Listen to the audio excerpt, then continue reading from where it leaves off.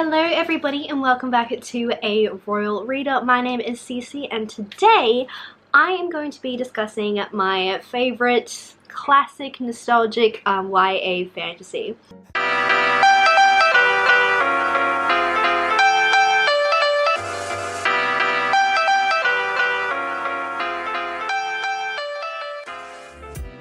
I have 4 series on here and I am really excited to talk about them because they are books that I read back when I was like, I want to say like 12 to 16, 17 years old, and they just really shaped my reading and they were so influential to my childhood, I guess you could say, and my love for reading.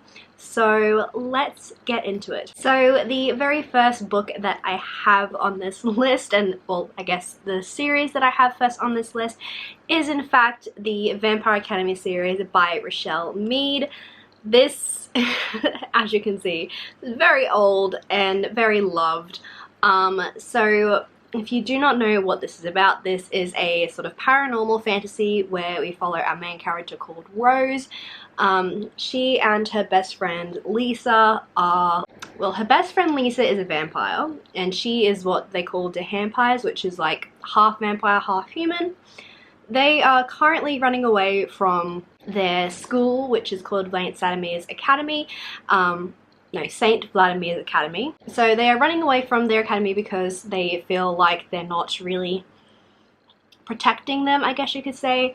Prior to the beginning of this novel, Rose and Lisa were involved in a very horrific car accident with Lisa's family, and unfortunately everybody in Lisa's family died except for Rose and Lisa. So there is a lot of talk about post-traumatic stress and stuff like that. Lisa is actually one of the princesses of like the 12 royal families, I think there is. It's been quite a while since I've read this book, so do forgive me if I get some of the points wrong.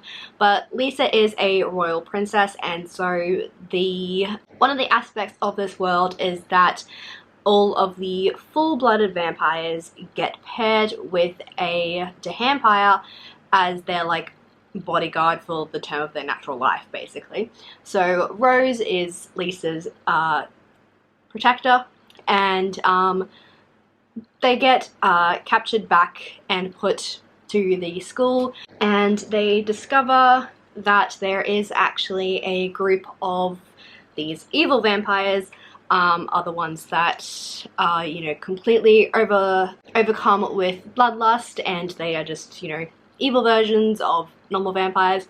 They have suddenly started to attack Lisa, and they're not entirely too sure why. So in order to help protect them, the school enlists the help of one of the best dehampire protectors, called Dimitri, and he is tasked with teaching Rose new abilities and things like that. There is a sort of teacher, mentor, student romance in this book. This is definitely, I think, more targeted towards an older YA audience. It's definitely more like 17 to 18, I want to say. There's no sexy times, but there is quite a few heavy makeout scenes and stuff like that. While they're also at the school, they are having to deal with, bullying and things like that because of the horrific accident that happened to Lisa. I just really love this book. I probably absolutely butchered the synopsis of this, but please do give this a try if you are interested in the whole vampire genre. I absolutely love this. The found family sort of really strong connection of friendship that Lisa and Rose have is absolutely amazing, and I wish I had a friendship like that. Dimitri is also absolutely fucking hot. Dimitri had me lusting after Russian men who have long dark hair and wear leather jackets for quite some time. And yeah, there is also aspects of sort of elemental magic within this world. I don't want to explain too much of it because it is sort of part of the plot, I want to say, so do pick this up. I really, really enjoy it. The series is amazing and it's about like a 7-book series, and there is also a spin-off series that includes some of the characters from the original Vampire Academy series, so do go and pick it up. I absolutely love it. Do not watch the movie though. Just don't watch the movie. Just don't. Okay. So the next series that I do want to talk about is a Fallen Angel series, and that was quite popular back in, like, you know, early 2010, even before that possibly. That's going to be the Hush Hush series by Becca Fitzpatrick. This is the first book in the series, and I'm sure you guys have known what this is. The covers of these are quite well known, and I just absolutely love this series. I haven't completed it, which probably is a bit like contradictory, if that's even a word. I still love it nonetheless. So in this we follow our main character called Nora, and she is just trying to go through school, and she's having to deal with, you know, a horrible bully. And then there is a new boy who comes to school called Patch, and he is like your classic sort of bad boy type of guy, and unfortunately he just rubs Nora the wrong way, and they immediately become like enemies. One day during science or biology, whichever one, I can't remember, Nora and Patch end up becoming lab partners, so she has to end up dealing with him. And as they sort of work on their assignments together, Nora starts to notice there is a couple of things about him that do not seem normal. So when she's like sort of discovering these things, there is this whole other plot where there is people who are after her, and there is links about it with her father, who I believe died. I can't exactly remember, I'm pretty sure. Yeah, so it was just a really crazy book. There is a specific scene in this that I will always remember. There's actually two. One of them is a very heart-fluttering scene, in my opinion, for when I was, you know, 16 years old reading this, and the other is a really crazy roller coaster scene. And I do actually mean a roller coaster. They go to like a fair or something, and it was very, very interesting and intense. So yes, I do recommend picking this up. I do know that people don't particularly like this. I think that, well, I can definitely say the character of Nora, she is a little bit stubborn, a little bit annoying at times, but I honestly just read this for Patch. Patch is literally the perfect bad boy, and I love him so much. So yeah. So next up is going to be a series that I talk non-stop about here on my channel, and that's going to be the Iron Face series by Julie Kagawa. This, one of the very first Fae series that I have ever read. This book follows our main character Megan Chase, who is turning 16, and her family doesn't really pay much attention to her. Her mum and her stepfather really tend to look after their son, who is Megan's younger brother. Alright, so her younger brother Ethan, who was about 4 years old, I think, toddler age. In this, at the very beginning, around her 16th birthday, she discovers that her younger brother has actually been taken and swapped with a changeling, and that the fairies have kidnapped her younger brother Ethan and taken him to the Fae lands. She then has to venture into the Fae land, where she is greeted with the fact that her father is in fact a Fae king. And she hasn't actually seen her father in like 16 years or so, so she discovers that her father is a king of the fairies, and she's probably a princess. So that's cool. And then she has to go and actually find her younger brother. So they sort of enlist the help, begrudgingly, the help of the ice prince called Ash. And I do actually mean Ice Prince, he's from the Winter Court. And he has to like help her traverse through these Fae lands to get to her brother, and it's just such a fun time. There is also the character of Puck. In this, he is just comic relief, but also just an amazing character to have on the page beside, you know, the brooding Ice Prince, and then poor Megan, who's just like thrown into the middle of this and having to deal with everything. I absolutely love this series, and it's quite a expansive series as well. You find all of the different courts. There's obviously the summer, winter, autumn, spring courts, and then there is also this new sort of faction of I want to say like Iron, you know, Iron Fae. Obviously there's like this whole other faction of Fae creatures, I guess, that are being created through like machinery and stuff like that. So I just found it absolutely amazing. The characters are definitely the best part of this book in my opinion. It has been quite a while since I've read this, so take what I'm saying with like a grain of salt almost, I want to say. So if I happen to get anything wrong, I do apologize, but I just absolutely love this book. There is a second series that follows on with Ethan, as he is obviously older. I don't want to spoil too much else about this, but I really love this. Please go and pick it up.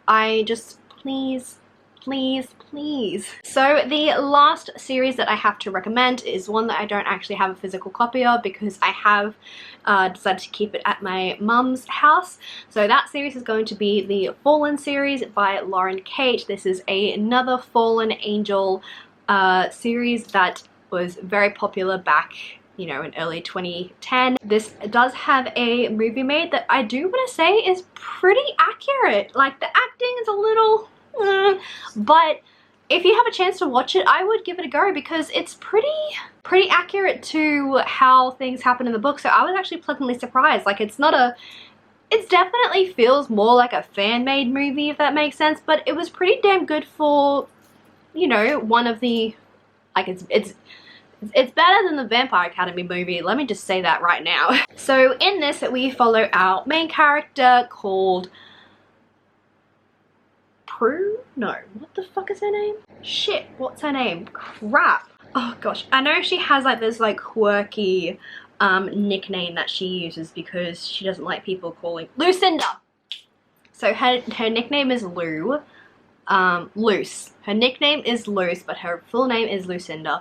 And she is sort of dealing with this, like, not power, but this sort of ability that she has where she sees these shadowy figures, or just like these shadows that are definitely not normal. And prior to the beginning of this novel, she was in this cabin with her crush, and unfortunately the shadows are there and they attacked and they set the cabin on fire, and I can't exactly remember if the boy survives or not, but she is sort of labeled as a freak. Her parents put her through therapy and it's just not working very well, so they ship her off to this sort of like reform school where she meets a whole bunch of crazy people.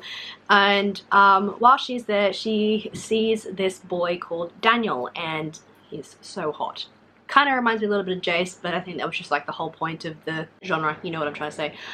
So she meets Daniel. I almost said Jace then. So she meets Daniel, and for some reason she feels like she knows him, and she's not entirely too sure why. She doesn't think she's ever met him before, but there is definitely a connection there that they have, and he keeps just brushing her off. He's like, no, I've never met you, I've never seen you before, leave me alone. Very, very standoffish towards her. And then she discovers that he is actually drawing a picture of her, but the picture has been labeled back in like the 18th century, so she's like, wow, that's kind of weird. This then opens up a whole sort of world to her where she discovers that angels are real and so is the devil, and there is just this whole crazy whirlwind that explodes, and Luce is caught smack bang in the middle of it between the devils and the angels, and it was just a really good series. I really liked it. I liked how it continued. The ending of this series, I think I've read it, or at least the latest book that I had read of it, had me shook. It's definitely something that I was not expecting, but I still really enjoyed it. So yeah, if you're interested in this, please do pick it up, but be mindful, you know, it's an older series, so some things aren't gonna, you know, live up to the standards of what, you know, Sarah J Maas writes and stuff like that. Definitely probably won't stand up to the times, but I think it's really good. So yes, and like I said, the movie is actually pretty good. Get past the kind of bad acting, and you've got yourself a pretty decent adaptation, if I do say so myself. Those are all of the classic, nostalgic fantasy YAs that I have for you today. Please let me know if you enjoyed this video. I had a lot of fun making it and just reliving old CC's just, you know, period of time where this is literally all she read, and I'm not even kidding. So I really hope you guys enjoyed this. Give this video a thumbs up if you did, and if you are new to the channel, please don't hesitate to click that subscribe button down below. And if you would like to see more of me, then please do go ahead and click the links down in the description box. They will take you to my Twitter and my Instagram, so you can give me a follow and we can still be friends and stuff like that, so we can talk about these books more if you have read them. Yeah, I had lots of fun making this. I hope you had lots of fun watching it. I hope this brought back some memories for you, and yeah, I will see you guys in another video later on.